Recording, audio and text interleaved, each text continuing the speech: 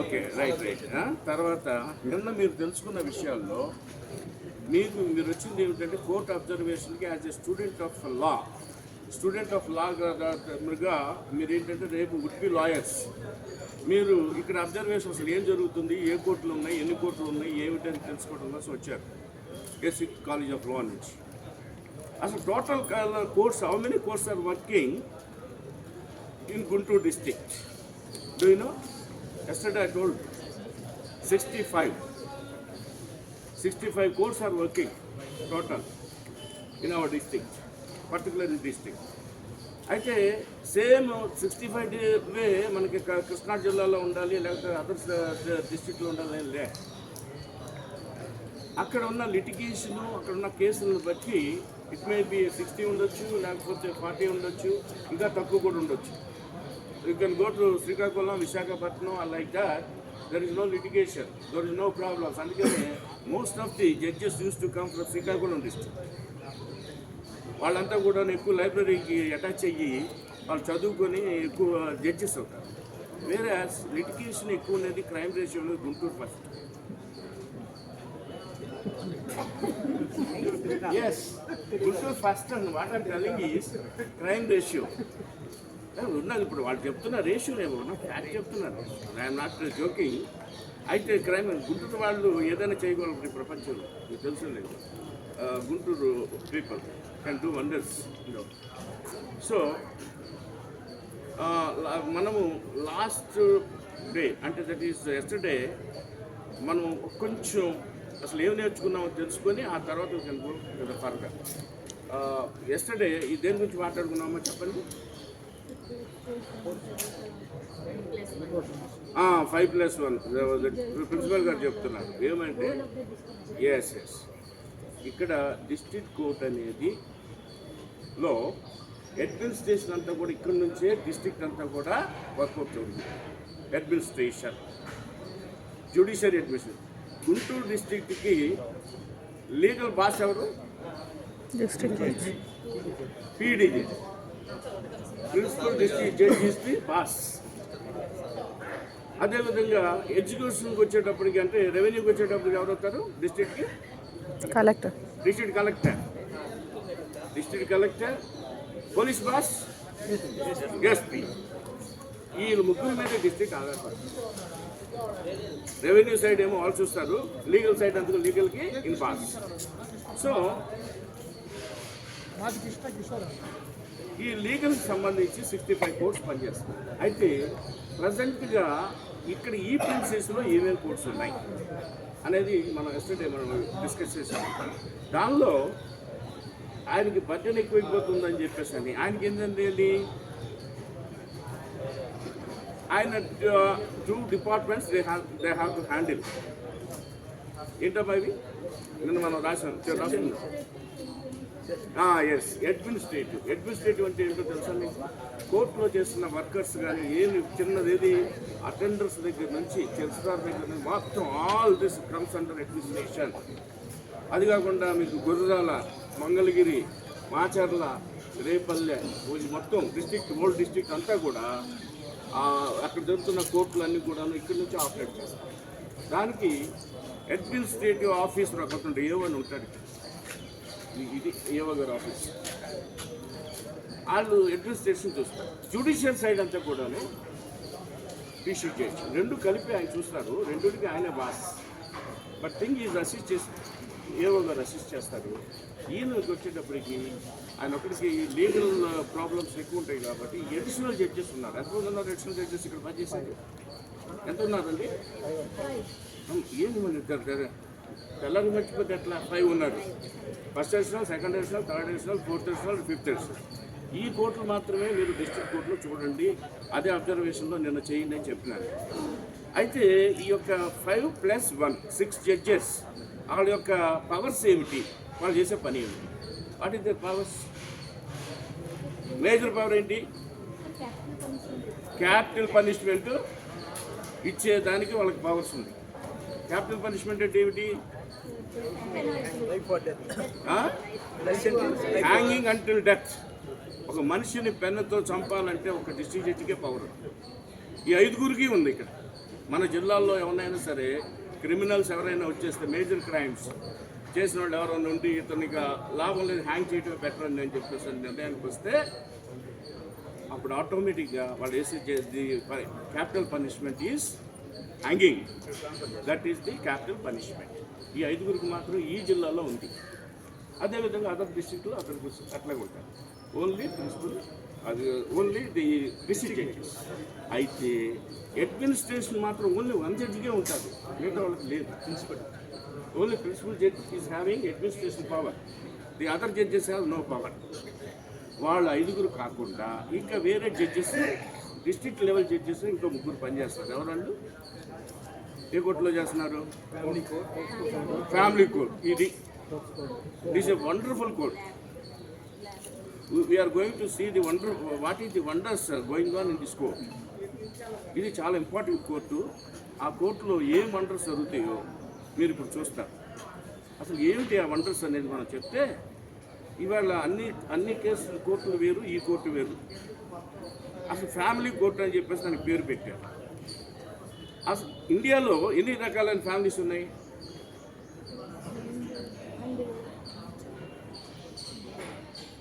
అసలు family act తెలుసా మీకు? ఓన్లీ 3 మెయిన్ ఇక్కడ నడిచేది.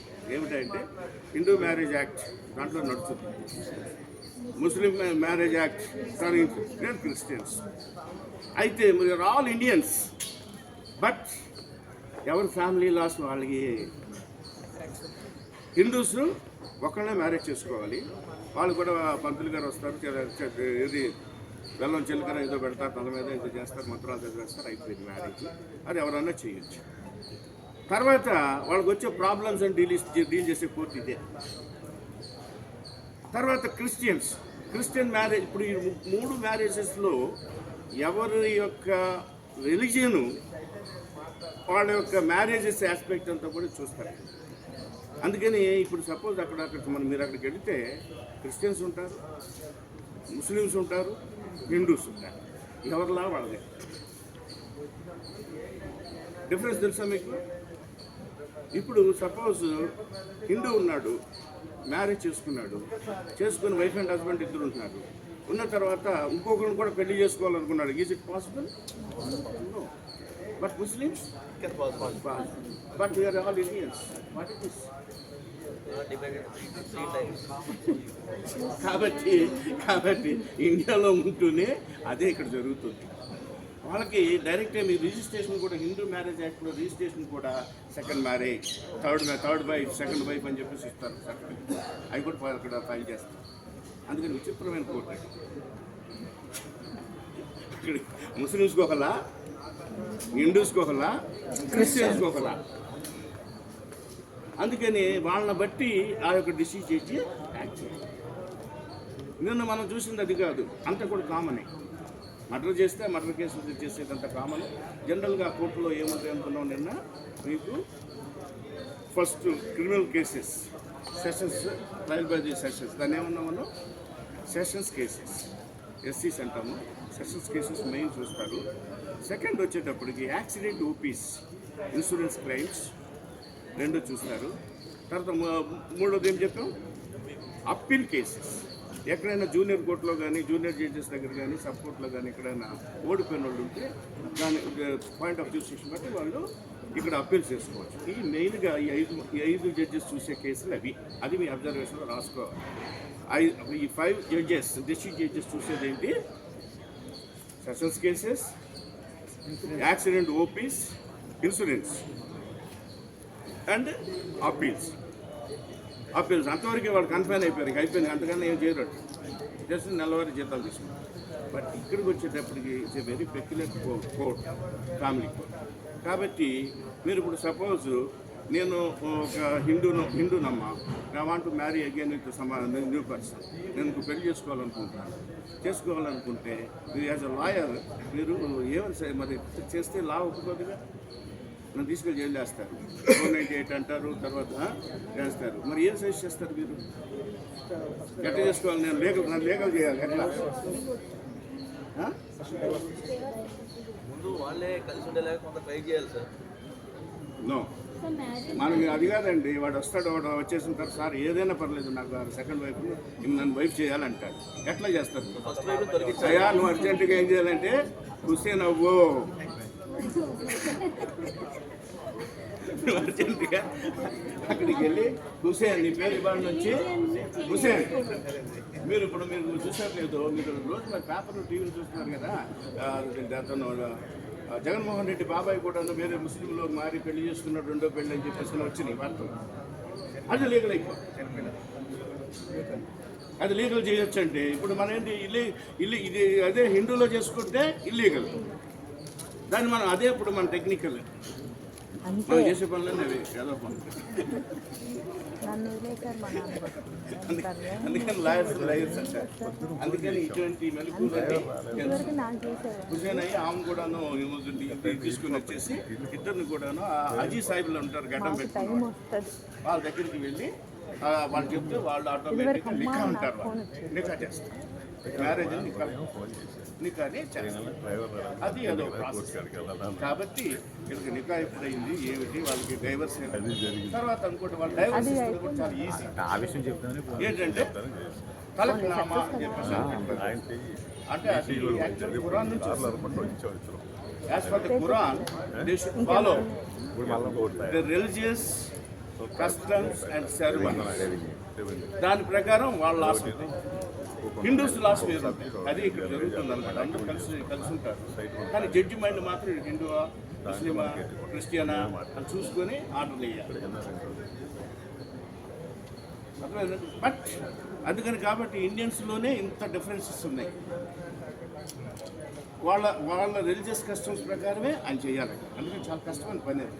అందుకే వెరీ పెక్యులర్ కేసు కోర్టులో. తర్వాత ఇక్కడ జరిగే కేసుల్లో కొన్ని కామన్గా ఉంటాయి. ఏంటంటే maintenance. What is meant by maintenance? Maintenance ఏంటి? ఎలిమనీ. ఓకే, పర్మనెంట్ మెయింటెనెన్స్ ఎలిమనీ అంటాం. మెయింటెనెన్స్లో మీరు బ్రేక్ డౌన్కి వెళ్తే ఏమేమి ఇస్తారు? ఎవరికి ఇస్తారు చెప్పండి? మెయింటెనెన్స్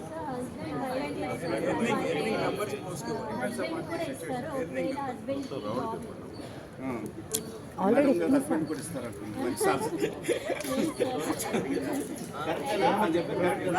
ఏదైనా కేసు చెప్పండి, మీకు తెలిసిన కేసు ఏదైనా హస్బెండ్ మెయింటెనెన్స్. ఇప్పుడు హస్బెండ్ వైఫ్ మీద నాకు మెయింటెనెన్స్, నా భార్య బాగా సంపాదిస్తుందన్న కేసు ఏదైనా తెలుసు? Very good, very good. Saritha, cinema actor Saritha మీద వాళ్ళ హస్బెండ్ వేసాడు. అట్లాగే వాళ్ళ జిల్లా జడ్జిలు ఇల్లు ఉన్నా లేకపోతే లేడీస్ ఎవరైతే ఎర్నింగ్ పర్సన్స్ ఉన్నారో అతనికి ఏదైతే ఇన్కమ్ సోర్సెస్ లేదు, హస్బెండ్ కూడా that is the social obligation between wife and husband. కాబట్టి వైఫ్ రిచ్ అయితే హస్బెండ్ మీద ఎవరైతే ఎర్నింగ్ కెపాసిటీ ఉందో, రెండో వాడు ఎర్నింగ్ లేకోకుండా గాలి తిరుగుతున్నాడో వాడైతే వేసుకోవచ్చు. అయ్యే చూస్తారు మెయింటెనెన్స్ కేసెస్. రెండోది ఏం చూస్తారంటే, మీరు వైఫ్ హస్బెండ్ మ్యారేజ్ అవుతుంది, అయిన తర్వాత వాళ్ళు ఫ్యామిలీ లైఫ్కి వైఫ్ హస్బెండ్ ఎవడో రాడు, ఇద్దరిలో సహకరించారు, వేరుగా వెళ్ళిపోతారు. ఏం చేయాలి అప్పుడు? అంటే ఏంటి? రెస్టిట్యూషన్ ఎవరు వేస్తారు? Restitution of conjugal rights. కాబట్టి నేను మ్యారేజ్ చేసుకున్నాను, నాతో కలిసి ఉన్న ఆవిడ పుట్టింటికి వెళ్ళిపోయింది, కాబట్టి ఆ కేసులన్నీ ఇక్కడ వేస్తారు. ఈ కేసు అందుకని ఇట్స్ వెరీ పెక్యులర్ కేసు, చాలా బర్డెన్ అన్నీ ఉంటుంది దీంట్లో. కాబట్టి restitution of conjugal rights case. సరే, వైఫ్ అండ్ హస్బెండ్ మధ్య సమ్ స్మాల్ క్వారల్ వచ్చింది. అయితే అంత మాత్రాన వాళ్ళు విడిపోవడం పెద్ద ఇష్టం లేదు. అప్పుడు what you have to do? ఏం చేస్తారు? వాళ్ళు వచ్చారు, కోర్టుకు వచ్చారు, ఏం చేస్తారు? కౌన్సిలింగ్ ఇవ్వాలి సార్. కౌన్సిలింగ్ ఇస్తారు, బాగానే ఉంది. కౌన్సిలింగ్ అది మామూలే. ఇక్కడ ఒకవేళ కోర్టులో కేసు వేయాల్సి వస్తే ఏం వేస్తారు? డిఫరెన్స్ వచ్చినాయి, ఏం చేయాలి? You are right. Judicial separation ఒక సెక్షన్ ఉంది, అది కూడా వీళ్ళే చూస్తారు. ఫ్యామిలీ కోర్ట్ జ్యుడిషియల్ సపరేషన్ అని మేము కొంతకాలం వేరుగా బతుకుతాం, ఆయనే బతుకమని నన్ను నేనే బతుకుతాం అని చెప్పంటే వాళ్ళు అబ్జర్వేషన్లో పెట్టి 15 డేస్కి వస్తారు, 1 మంత్కి ఒకసారి పిలుస్తారు. అక్కడ కలుస్తారా ఒక 2 ఏళ్ళ పాటు పిలిచి కలవకపోతే మీకేమవుతుంది? That is a good ground for divorce. దేనికని reservation for 2 years. More than 2 years is also one of the ground to get the divorce. అదొకటి అనమాట. అది కూడా ఈ కోర్టే చూస్తాం. అర్థమైందమ్మా? కాబట్టి మనం ఇప్పుడు ఏం తెలుసుకున్నాం? మెయింటెనెన్స్ ఒకటి చూసాం, రెండోది కాన్ఫిగర్ రైట్ చూసాం, మూడోది జ్యుడిషియల్ సపరేషన్, అది కూడా ఇక్కడ చూసాం. తర్వాత మీకు ఒక ముస్లిం లాలో వైఫ్ నాకు డైవర్స్ ఇవ్వాలనుకుంటుంది, హస్బెండ్ ఇవ్వకూడదు అనుకుంటున్నాడు. దాన్ని మన కోర్టు యాక్సెప్ట్ చేస్తుంది. కోర్టు దగ్గరికి వస్తుంది, ఏం చేస్తాం? Muslim lady came forward to the family court. She want divorce from the husband won't accept. అది యాక్సెప్ట్ చేయడం. What is the fate of her? ఆ పరిస్థితి ఏమిటి? ఏం చేయాలి? ఆమెకి అక్కడ కౌన్సిలింగ్ కాదండి, అక్కడ ఫస్ట్ ఆమెకి కేసు రిజిస్టర్ అవుతుంది. అదే జెంట్ వస్తే లేదు, ఇక్కడ ఛాన్స్ లేదు. అందుకని ఇక్కడ క్రిస్టియన్స్కి, ముస్లిమ్స్కి, హిందూస్కి డిఫరెన్స్ తెలియాలి. వాళ్ళ లాస్, వాళ్ళ ఫ్యామిలీ లాస్. అందుకని ఫ్యామిలీ కోర్ట్ అని పెట్టారు. కొంతమంది వస్తారు చిన్న, అంటే చాలా సీరియస్గా వెళ్తున్నారు మీరు. ఒక లేడీ ఒకసారి పెద్ద ఆవిడ వచ్చింది మేడం, ముసలి ఆవిడ వచ్చేసి, అయ్యా మా మనవరాలు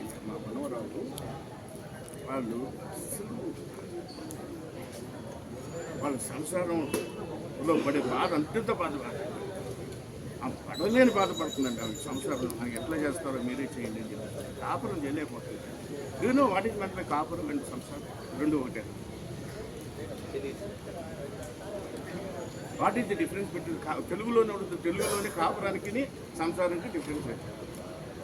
పెళ్లి చేసిన తర్వాత వైఫ్ అండ్ హస్బెండ్ ఇద్దరిని దేనికి పంపుతారు? సంసారాన్ని పంపుతారు. సంసారం పెద్ద సాగరం, ఏదో చాలా కష్టం.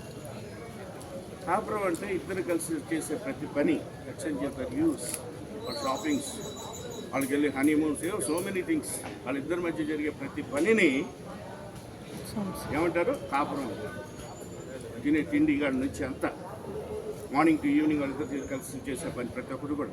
వాళ్ళ తర్వాత పిల్లలు పుట్టిన తర్వాత అప్పులు పాలైపోతుంది. గొడ్డు గోద ఇవన్నీ కూడా సంసారం ఎదురైపోతుంది. కాపురం ఎదురు ఈజీ ఇద్దరేగా. సంసారంలో ఉన్న, అందుకని ఎవరన్నా పెళ్లి చేసుకొని సంసారం చేసే వాళ్ళ జోలికి వెళ్ళారంటే వాళ్ళు ఫస్ట్ చెప్పేది ఏంటి? ఈదలేకపోతున్నామంటే పెళ్లి చేసుకోవద్దు అని చెప్తున్నారు. నేను ముఖ్యంగా ఒకటి చెప్పాలి మీకు. ఇక్కడ చాలామంది లాయర్స్ ఎవరైతే లా ప్రాక్టీస్ చేసేవాళ్ళు ఉన్నారో వాళ్ళు ఫెయిల్యూర్ ఇన్ దర్ లైఫ్స్, జీవితంలో ఫెయిల్ అయిపోయి లాయర్ ప్రాక్టీస్లో ఫెయిల్ అయిపోయిన ఉన్న వాళ్ళు చాలామంది మేము డిసప్పాయింట్ చేస్తాం. వాళ్ళని కదిలించమాట. ఎందుకంటే ఎవరి కెపాసిటీ అది. నేను నిన్నే చెప్పాను, ఇట్స్ ఏ ఓషన్. మీరు వీళ్ళందరికన్నా ముందు పరిగెత్తవచ్చు. అర్థం కదా? కాన్ఫిడెన్స్ ఉండాలి. Self confidence, self Reliance is more important. వాళ్ళంతా ఫెయిల్యూర్ తప్ప ఏముంది కానీ సాయంత్రం భోజనానికి డబ్బులు తగ్గట్లేదు అనేవాళ్ళు చాలామంది ఉన్నారు. ల్యాక్స్ ఎర్న్ చేసేవాళ్ళు ఉంటారు. సో మీరు సక్సెస్ఫుల్ అడ్వకేట్స్ని కరెక్ట్గా ఇన్కార్పొరేట్ చేస్తారు. But you should not go and stoop down with those people. వాళ్ళు డిసప్పాయింట్ చేస్తూ ఉంటారు. వాళ్ళ దగ్గరికి వాళ్ళ బార్లో కూడా ఎక్కువ టైం కూర్చొని టైం వేస్ట్ చేసుకుంటారు. అక్కడంతా కూడా కొంతమంది ఇంటికాడ తినేసి వచ్చి ఎవరికి మేము లాయర్స్ కోట్లు వేసుకొని కూర్చొని ఏవో తిరిగేసిన కూడా మన సాయంత్రం మధ్యాహ్నం భోజనానికి వెళ్ళి అట్లా వెళ్ళి టైం పాస్ చేస్తూ ఉంటారు. Should not touch. అందుకని కోట్ వేసుకున్న ప్రతివాడు అడ్వకేట్ కాదు. అదేవిధంగా మీకు ఈ డాక్టర్స్ కూడా అంతే. డాక్టర్స్ బోర్డు పెట్టిన ప్రతివాడు డాక్టర్. మనం ఎమినెంట్ డాక్టర్ని, ఎమినెంట్ లాయర్ని ఎత్తుకుంటాం. ఎవరు పనికి వస్తారు? Society is like. అందుకని మీకు మాకన్నా కూడా మీరు ప్రాక్టీస్ చేయొచ్చు. నేను నిన్నే చెప్పాను, నా జూపూడి ఇగ్నియర్ మీద ఒక కేసు, మొట్టమొదటి కేసు నాకు ఆయన మీద వచ్చింది. ఫస్ట్ కేసే గెలిచి మా సీనియర్ నన్ను కొంచెం డిసప్పాయింట్ చేసి అయినా కూడా ధైర్యం చేశాను, కేసు గెలిచి. అట్లాంటి ఎంతమంది పెద్ద అడ్వకేట్స్ నేమున్న వాళ్ళ మీద కూడా కేసులు గెలుస్తారు. అందుకని మీ కెపాసిటీ ఏమిటో, మీ క్యాలిబర్ ఏమిటో చూపించారు. అంతేగాని వేరే వాడి దగ్గరికి వెళ్ళి సలహాలు అడిగి అవి మీరు ఫాలో అవ్వాలి. Self confidence more important to become eminent advocate. Okay. సరే మనము ఇక్కడ మనం ఫ్యామిలీ కోర్టులోకి వెళ్తున్నాం. మెయింటెనెన్స్ కేసు చూసాం, డైవర్స్ చూసాం, రెస్టిట్యూషన్ ఆఫ్ కాంజుగల్ రైట్స్ చూసాం, జ్యుడిషియల్ సెపరేషన్ కూడా చూసాం. తర్వాత ఇంకొక ఇంపార్టెంట్ కేసు ఉంది. సరే వైఫ్ వెళ్ళిపోయి ఏం చేస్తుంది, వైఫ్కి కింద హస్బెండ్ వచ్చేది పడకపోతే అతను వెళ్ళేంటి జరిగినా జరగకపోయినా ఫస్ట్ లాయర్లు చేసే అదొక పని ఏంటంటే 498 కేసు కట్టి పోలీస్ స్టేషన్కి వెళ్ళి వాళ్ళు పిలుచుకొస్తారు. ఒక్కసారి 498 కనుక పోలీస్ స్టేషన్కి వెళ్తే వాళ్ళ యొక్క మైండ్ సెటప్ దూరం చేసిన వాళ్ళు అవుతాం, కానీ వాళ్ళ జన్మలో కలవడం చాలా కష్టం. మీరు పోలీస్ స్టేషన్కి వెళ్ళి మీరు కౌన్సిలింగ్ అంటున్నారు, కౌన్సిలింగ్ ద్వారా కానీ పోలీస్ స్టేషన్ కానీ అక్కడికి వెళ్ళి మీరు నాకు వాళ్ళిద్దరు మళ్ళీ సెట్ అయ్యి వచ్చి మళ్ళీ జీవితం నడిపిన వాళ్ళు చాలా తక్కువ, వెరీ రేర్. మాట్లాడతాడు రాత్రి ఏం చేస్తాడు, ఒక పోలీసులు కలిపి పంపించాడు, రాత్రి మొదలు పోలీస్ స్టేషన్ అంత అంటాడు రాత్రి 12 గంటలు. అర్థమైందా? సో ప్రాక్టికల్గా నేను చెప్తున్నాను, అదే మీ అబ్జర్వేషన్ అండి. కౌన్సిలింగ్ ఇవన్నీ కూడాను నాకు తెలిసినంత వరకు, మీరు అది ఓకే అంటే నేను కాదను, నేను అది మీ ఇష్టం. ఇవన్నీ కూడాను వాళ్ళు ఇచ్చే రవీంద్ర గారు చెప్పిన రెమ్యునరేషన్ ఏమైనా ఇస్తున్నారా మీకు? రెమ్యునరేషన్ కోసం చేసేవాళ్ళు ఉంటారు అక్కడ, డబ్బుల కోసం. బట్ జీవితం దూరం అయిపోయింది. నేను చేస్తున్న కౌన్సిలింగ్ ఏమిటంటే వైఫ్ అండ్ హస్బెండ్ ప్రాబ్లం మీద థర్డ్ పార్టీని ఇన్వాల్వ్ చేయకూడదు. వాళ్ళ మధ్య ఏదైనా డిఫరెన్స్ వస్తే ఆ అమ్మాయిని మనం ఏం చేయాలంటే ఎడ్యుకేట్ చేయాలి. ఏమైనా ఎడ్యుకేట్ చేయాలి? నీ మానసిక పరిస్థితి, అసలు నువ్వు ఏ విషయాల్లో అతనితో బాధపడుతుంది అవి అతన్నే అడుగు అని ఒక రూమ్ ఇచ్చేసి, వైఫ్ అండ్ హస్బెండేగా రూమ్ ఇచ్చేసి, మ్యారేజ్ అని కాదు నన్ను ఈ విధంగా ఎందుకు వాడపెట్టాను, ఎందుకు నన్ను ఇది చేస్తున్నా, హెరాస్ చేస్తాను ఏంటి, నువ్వు ఈ పద్ధతి దాన్ని ఎందుకు తాగొస్తున్నావు, ఎందుకు ఇలా చేస్తున్నావు, ఇవన్నీ అడుగు. అడిగేసి నువ్వు ఒక మైండ్ సెటప్ రా. లేకపోతే అతను కూడా అలాగే చెప్పేసి ఆ అమ్మాయికి ఎలా కావాలనుకుంటున్నావు, ఇంటికి రావటం కన్నా టీ పట్టుకుని ఎందుకు రావాలనుకుంటున్నావా, ఏం చేయాలనుకుంటున్నావు, ఇవన్నీ ఓపెన్గా అడిగేసి ఇద్దరు కలిసి సార్ మా మైండ్లో లోపల ఉన్నదంతా బయటికి కక్కేసి ఇద్దరు ఇప్పటి నుంచి ఒక కొత్త లైఫ్ని లీడ్ చేద్దాం అనుకుంటున్నామని వస్తే వాళ్ళు మంచి బెటర్ లైఫ్ వస్తుంది. నేను చాలా చేశాను మన పిల్లలు కంటే. అర్థమవుతుందా? అదే వాళ్ళిద్దరూ వాళ్ళు ఏవో పెట్టుకొని ఆయనకి నా వైఫ్ ఇలా ఉండాలని ఆయన ఆలోచన అలా ఉంటుంది, ఈయన ఆలోచన ఇంకో రకంగా. ఫర్ ఎగ్జాంపుల్ నేను ఒకటి చెప్తాను, జరిగింది ఇది కూడా. ఒక ఆవిడ మ్యారేజ్ అయిన తర్వాత హస్బెండ్ ఏం చేశారంటే వైఫ్ని స్కూటర్ మీద ఎక్కించుకొని బయటికి వెళ్ళి నా వైఫ్ ఇలా ఉంది అది ఇది అని చెప్పేసి పెద్ద ఘనంగా చెప్పాలని ఊరంతా తిరిగి రావాలని మోటార్ సైకిల్ ఎక్కించుకొని తీసుకెళ్ళారు బయట. మొత్తం మ్యారేజ్ చేశారు. వెళ్ళిన తర్వాత వీళ్ళిద్దరూ కలిసి హోటల్లో కూడా కనపడితే మంచి హోటల్లో టిఫిన్ చేద్దామని కూర్చున్నారు. అక్కడ కూర్చున్న తర్వాత ఇది పురుషాధిక్యం కలిగిన సమాజం కదా మంది. ఇక్కడ వెళ్ళిపోయిన తర్వాత 2 ప్లేట్లు ఇడ్లీ పెట్టరావు అని వాడిని బేరర్ని 2 ప్లేట్లు ఇడ్లీ. ఇంతలో ఆవిడ వెళ్ళి రిస్ట్రిక్ట్ చేసేసి సరే వెళ్ళి నాకు ఇడ్లీ అలవాటు దోశ కావాలి. నేను చెప్తే నువ్వు ఇడ్లీ తిను, తర్వాత దోశ వస్తుంది, సెకండ్ ఐటమ్ దోశ వస్తుంది అని చెప్తాడు ఆయన ఏమైనా. ఆమె ఏమంటుంది, నాకు ఇడ్లీ వద్దు దోశ తింటాను, పొద్దున దోశ అలవాటు అంటుంది ఆవిడ. సరే లేదు ముందు తినాలని తినిపిస్తాను ఖచ్చితంగా, సగం తింటుంది ఇష్టం ఉన్నా లేకపోతే తినేసి తర్వాత మళ్ళీ వచ్చి బేరం పెట్టి దోశ కట్టు. ఎందుకని ఇష్టం లేని తింది కాబట్టి కడుపు నిండిపోయింది, అక్కడ వద్దంట. అక్కడి నుంచి వార్ స్టార్ట్, యుద్ధం స్టార్ట్ అయింది ఎక్కడ, అక్కడ. ఆ తర్వాత అక్కడి నుంచి బయటకు వస్తాను. బయటకు వచ్చిన తర్వాత నేను సరే నేను హ్యాపీగా ఎంజాయ్ చేస్తాను కదా, ఇద్దరు వచ్చిన పాపం మనం మంచి సినిమాకి వెళ్తాం. సినిమా అండి వెళ్ళానండి, చిరంజీవి సినిమా వచ్చింది డ్యాన్స్ అని అంటుంది అమ్మాయి. చిరంజీవి ఫ్యాన్ చేస్తే వాడు ఇది మేమేమో మంచి కృష్ణ గారు కొడుకున్నాడు, పేరు మహేష్ బాబు. ఆయన ఇప్పుడు వచ్చింది, అది బ్రహ్మాండంగా ఉంటుంది. ఏంటంటే చిరంజీవి మీద ఉందా అంకేమో ఇద్దరు. మరి ఖచ్చితంగా మహేష్ బాబు దగ్గరికి తీసుకెళ్తాడు, కానీ చిరంజీవి తీసుకెళ్తాడా? తీసుకెళ్తాడు. అది చెప్పినట్టు వెళ్ళి కూర్చొని నాకు నిద్రపోతుంది.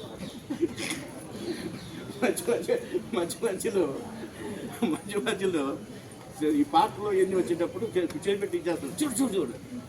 కానీ ఇది వెళ్ళిన తర్వాత వీడు చోట్ల సినిమా చోట్ల మధ్యలో పడుతూ ఉన్నాడు, వాడు ఎంజాయ్ చేస్తున్నాడు, కానీ ఏమో నిద్రపోడు. చివరి అట్లా ఇదైపోయి నిద్ర. అక్కడ డిఫరెంట్, అక్కడ మైండ్ డిఫరెన్స్ వచ్చేస్తుంది. సెకండ్ స్టెప్ అంటే ఒకళ్ళొకళ్ళు మనసులో కలవలేదు. కలవకపోతే ఎవడేం చేయలేడు ఇక ఆ ఫ్యామిలీని. అయితే థర్డ్ వాళ్ళు బయటకు వచ్చిన తర్వాత నీకు మంచి చీర కొనిపిస్తాను అన్న. ఇది బాగానే ఉంది, చీరను కొనుక్కుందాం అని చెప్పేసి అని ఇద్దరు కలిసి మళ్ళీ చీర షాప్కి వెళ్తారు. ఎక్కడది? చందన బ్రదర్స్. ఆడికి చందన బ్రదర్స్కి వెళ్ళిన తర్వాత ఏమంతా కూడాను అమ్మాయి ఎర్ర బుర్రగా ఉంటే చక్కగా బ్లూ రంగులో చూడాలని వాడు ఆశ. కట్టుకునే కాసేపు తర్వాత భర్త చూసేది శారీ శారీ ఆమె చూసుకోలేదు కదా. కాబట్టి వాడు ఏం చేస్తాడు, బ్లూ రంగులో చూడాలని ఆశపడి బ్లూది ఈ బ్లూది ఈ బ్లూ అని బ్లూ రంగు తీసు. ఈ అమ్మాయి బ్లూ అంటే తీసుకుంటాడు, పచ్చని పండు రంగు తీస్తుంది, ఎర్ర లేదు. అయితే అయితే వేయాలంటారని చూపిస్తుంది. నీకేం అర్థం కాదు. అక్కడ చూస్తే ఇడ్లీ అట్లా చేస్తుంది, ఇక్కడ సినిమాలో ఇట్లా చేస్తుంది, ఇప్పుడేమో ఇదని అని చెప్పి ఏం చేయాలో అర్థం కాక ఒక 2000 తీసుకెళ్ళాం మొక్క నాటు పడేసి నీ ఇష్టం శారీ తెచ్చుకోమని ప్రయత్నిస్తాను. వచ్చి ఒక సిగరెట్ వెళ్ళి ఇచ్చుకొని ఆకాశం చూసి నా పరిస్థితి నాకు వచ్చింది. అయ్యే కేసులు ఇక్కడ కలిగేది. విచిత్రమైన కేసు. వన్నెస్ రాలేదు మైండ్ సెటప్. అర్థమైందండి? మైండ్ సెటప్లో వన్నెస్కి వస్తే ఇక్కడ దాకా రావాల్సింది పని లేదు.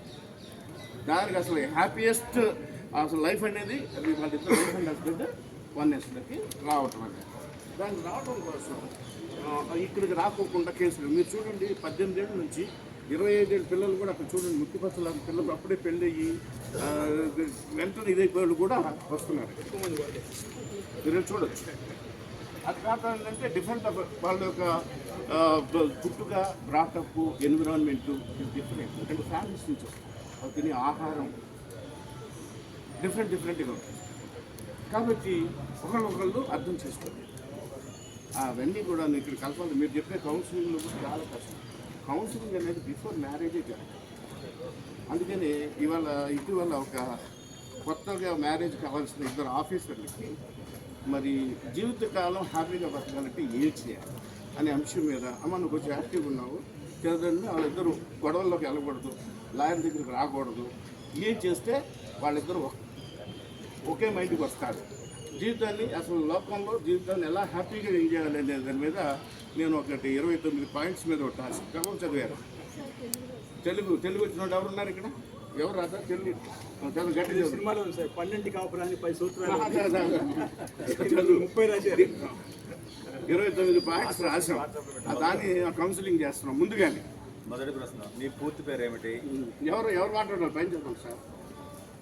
పెళ్లికి ముందు పెళ్లి కుమార్తె కాబోయిన వారిని అడగవలసినటువంటి ప్రశ్నలు ఓపెన్గా మాట్లాడుకుందాం. ఇద్దరు వైఫ్ అండ్ హస్బెండ్. పెళ్లికి ఇంకా వైఫ్ అండ్ హస్బెండ్ కావాలి, పెద్దలు వచ్చారు, కూర్చోబెట్టారు, ముఖాలు చూస్తే ఏమర్థమైంది? ఇది చేస్తే అర్థం. చూడండి, మీ పూర్తి పేరు ఏమిటి? వైఫ్ అడుగుతుంది అంటే వుడ్ బి వైఫ్. మీ అన్నదమ్ములు అక్క చెల్లెలు ఎంతమంది? అమ్మా నాన్న మొదటి నుండి ఏం చేసేవాళ్ళు? Family background. మీ పుట్టిన తేదీ ఏమిటి? ప్రాథమిక ఉన్నత చదువుల గురించి, కాలేజీ గురించి, పై చదువుల గురించి చెప్పండి. మీకు ఉద్యోగం ఎప్పుడు వచ్చింది? ప్రస్తుతం మీ హోదా ఏమిటి? మీ డిపార్ట్మెంట్ వివరాలు ఏంటి? ఆఫీసర్. ఇది ప్రాక్టికల్గా రేపు చేస్తున్న పని. నెక్స్ట్, ఉదయం నుంచి సాయంత్రం వరకు మీ అలవాట్లు ఏమిటి?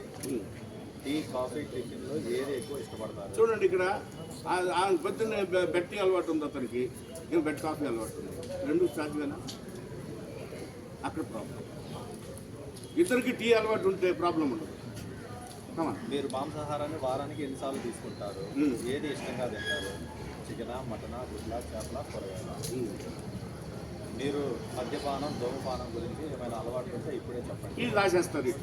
తర్వాత మందు వద్దండి, పెళ్ళి అయిన తర్వాత అప్పుడు తాగి వస్తాడు ఆయన. అదేదో ముందే తెలుసుకుంటే ఏం పరిస్థితి తాగినా నాకు ఇష్టమేనంటే టైం పట్టింది. అర్థం కదా.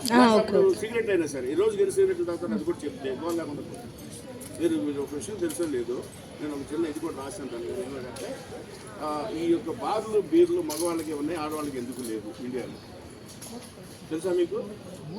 ఎప్పుడైనా సరే బార్ల దగ్గరికి వెళ్ళేవాళ్ళు, తాగేవాళ్ళు ఎవరైనా ఉంటే మీరు అక్కడ ఉన్నవాళ్ళు కనుక్కోండి. ఎవరైనా వెళ్ళిపోయి ఏం బాబు నీకు చక్కగా మీకు భార్య లేదా, పిల్లలు లేదా, ఇంటికి వస్తున్న బార్కు రోజు అని చెప్పేసి అడగండి. అంటే వాళ్ళు చెప్పేది ఏం చెప్పారు, ఇంటికి వెళ్తే నా భార్య ఏం చెప్పమంటారు పెట్టే బాధలు అని మొత్తం భార్య మీదే చెప్తారు. అవ్వండి అడుగు అంటే అడ్జస్ట్ కాలేకపోతున్నారు. ప్రాబ్లం అందుకే తాగి వెళ్ళిపోతే పొడుకుంటుంది, అప్పుడు వెళ్తుంది. నెక్స్ట్. కాబట్టి అండర్స్టాండింగ్ చాలా ముఖ్యం వైఫ్ అండ్ హస్బెండ్ ముందు. ఈ కోర్టు గురించి మనం మాట్లాడుకుంటాం. నెక్స్ట్. స్నేహితులతో బయటికి వెళ్తారా? మనం పెళ్లి చేసుకుంటే ఇంటికి ఎవరెవరు వస్తారు? ప్రస్తుతం మీ జీతం ఎంత? మీ మీద మీ జీతం మీద ఎవరు ఆధారపడి ఉన్నారు? అదో ప్రాబ్లం. ఎవరు డబ్బులు అలాగే దాచుకోవడం, తర్వాత ఎప్పుడో బయటపడటం ప్రాబ్లం. అదేదో ముందే మాట్లాడుకుంటే పోతుంది కదా. అందుకని వైఫ్ అండ్ హస్బెండ్ బట్టి ఎటువంటి దాపరికాలు అలమరికలు ఏమి కూడా ముందే చెక్ చేసుకోవాలి. చెక్ చేసుకుంటే కోర్టులతో, లాయర్లతో, ఫ్యామిలీ కోర్టుతో పని ఉండదు. పని లేకపోతే మేము ఎట్లా బతికేదని మీరు అడగొచ్చు. నెక్స్ట్. మీకు వచ్చే జీతం ఎలా ఉపయోగిస్తారు? మీరు చర్చికి వెళ్తారా లేదా గుడికి వెళ్తారా? ఏ దేవుడు అంటే ఇష్టం? ప్రార్థన చేసే అలవాటు ఉందా? దేవుని నమ్ముతారా? కొంతమంది ఎత్తిస్తులు ఉంటారు. నేను చెప్పండి, వాళ్ళే బాగా బ్రతుకుతున్నారు. చెప్తాది కూడా. మనం క్రైస్తవ పెళ్లి చేసుకోవడం మీకు ఇష్టం? వీళ్ళిద్దరు క్రైస్తవులు, క్రిస్టియన్స్. ఏదైనా ఇబ్బంది ఉందా? Christian and SC. That is called comes under intra caste marriage. Madam గారు, మీరు ఇద్దరు క్యాస్ట్లు వేరు వేరే పెళ్లి చేసుకుంటే ఇక్కడికే వస్తాయి కూడా. ఇంటర్ క్యాస్ట్ మ్యారేజ్ అంటారు. Inter caste. అదే కాకుండా ఇప్పుడు బ్రాహ్మణులు ఎంతమంది ఉన్నారో ఇప్పుడు నాకు తెలియదు. బ్రాహ్మణుల్లో వైదికులు, నియోగులు అని ఉంటారు. వాళ్ళు బ్రాహ్మణులు ఇద్దరు జనిపోగులు ఉంటాయి. వాళ్ళిద్దరూ కనుక వైదికులు, నియోగులు కానీ వీళ్ళు కానీ చేస్తే బ్రాహ్మణులు మనం చెప్తాం పైకి. అంటే బ్రాహ్మణులు 2 రకాలు అట్లా తెగలు ఉంటాయి. రెడ్డిల్లో తెగలు ఉన్నాయి, అన్నీ ఉన్నాయి. అట్లాగే వాళ్ళ క్యాస్ట్లోనే తెగలు వాళ్ళు చేసుకున్నారనుకోండి వివాహం, దాన్ని ఇంట్రా క్యాస్ట్ అంటారు. Inter caste is different from intra caste. Caste ఒకటే, రెడ్డి అనే చెప్తారు, డిఫరెన్సెస్ ఉంటాయి. అర్థమైందండి? నెక్స్ట్. అదే 2 మతాలు. దట్ ఈజ్ మతాలతో కూడా పెద్ద ప్రాబ్లం. ఈ దేశంలో ప్రాబ్లమ్స్ అవి. కొంతమంది క్రిస్టియన్స్ విపరీతంగా ఇదైపోతున్నారు. మన పెళ్లి దగ్గరికి వచ్చే పెద్ద ప్రాబ్లం అవుతుంది. ఆ క్రిస్టియన్ అందరూ పొద్దున్న పెళ్లి చేసుకున్న తర్వాత నేను తిరుపతి వెళ్దాము, నేను మొక్కున్నాను, నేను దేవుడికి స్నేహాలు ఇవ్వాలి, పదవేళాలు ఇవ్వాలని మొక్కున్న పదాలు అంటే అర్థమైందా? లేదు దండం పెట్టమంటే పూజ చేయమంటే చేయదు. అక్కడ వస్తే అసలు ప్రాబ్లమ్స్ అన్ని ఇక్కడ జరిగేది అది. మీ అబ్జర్వేషన్ అంతా ఇక్కడే చెప్పచ్చు. తేడాలంటే అక్కడ వస్తుంది. కాబట్టి వాళ్ళ మైండ్ సెటప్ పెరిగిన విధానాన్ని ముందే మనము ఇది చేయాలి. Prevention is better then cure. This is called prevention types. వాళ్ళ ఫ్యామిలీలో హ్యాపీగా ఉండాలనుకుంటే చేయాల్సిన పనులు అది చేయదు మనోళ్ళు. అర్థమైందమ్మా? అందుకని మీకు ఇన్నోవేటివ్ థాట్స్ ఉండాలి, క్రియేటివిటీ ఉండాలి. ఇప్పుడున్న లాస్కి మించి బెటర్ లాస్ గురించి మీరు చెప్పగలుగుతాం. ఇప్పుడున్న లాస్లో ఎక్కడెక్కడ ప్రాబ్లమ్స్ దాన్ని మనం తిప్పి ఎలా అయితే బెటర్గా ఉంటుంది వచ్చేది. 2 క్యాస్ట్ల మధ్య అయితే ఇంట్రా క్యాస్ట్ మ్యారేజ్. అవును. 2 మతాల మధ్య అయితే ఏమంటారు? మతాల మధ్య అసలు పెళ్లి చేయకూడదు. 2 మతాలు ఉన్న వాళ్ళిద్దరి మధ్య ఏదో ఒక మతంలో తీసుకురావాలి. హిందువులు కూడా క్రిస్టియన్ని హిందూ చేయాలా, లేకపోతే హిందువులు క్రిస్టియన్ చేయాలి, అసలు చల్లదు. ఇది wide marriage. But most of the marriages అలాగే ప్రస్తుతం లవ్ మ్యారేజ్ కానీ మ్యారేజ్ రకాలు చాలా ఉంటాయి. లవ్ మ్యారేజెస్ కానీ ఇవన్నీ ఉంటాయి. లవ్ మ్యారేజ్ అంటే వాళ్ళు ఒకరికొకరు అండర్స్టాండ్ చేసుకుంటారు, ఒక రిజిస్టర్ దగ్గర పోతారు, అదైనా అప్లికేషన్ పెట్టుకోవాలి, వాడు బులెటిన్ వేస్తాడు, ఆ తల్లిదండ్రులు పిలుస్తాడు, తర్వాత ఆయన వెళ్ళిపోయి దండలు మార్పిస్తాడు, చేస్తాడు. వాళ్ళిద్దరూ ఒకటైతే ఏం చేయలేము. ఇప్పుడు నేను ఒక ఎగ్జాంపుల్ చెప్తాను మీకు. తెలిసిన కేసు ఎన్టీ రామారావు కేసు నేనే చేసింది. లక్ష్మీపార్వతి గారిని కావాలంటున్నాడు ఆయన. ఏమి వాళ్ళ ఇంట్లో ఉన్న బాలకృష్ణ వీళ్ళందరూ వద్దంటున్నారు. వీడియో కూడా ఉంది, నేను మీకు ఇది చేస్తే పంపిస్తాను.